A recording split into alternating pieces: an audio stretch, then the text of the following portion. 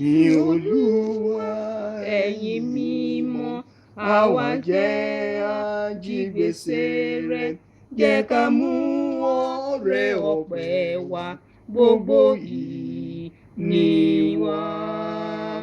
Jésù ló ń kọ́ tó dùn jù lọ, òun lè gbogbo ẹrù wa lọ.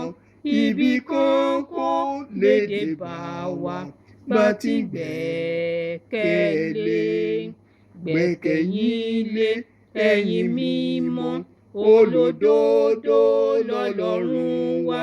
Kò sóhun tó tún lè yà wá lọ́dọ̀ rẹ̀ títí.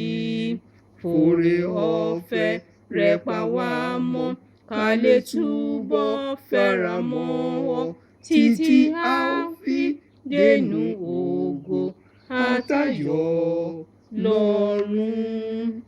Gbàná la ó dé ibi mímọ́, gbà tí a bá ti di mímọ́. Gbogbo ohun tó mú kọsẹ̀ wá la ó ti mú kúrò.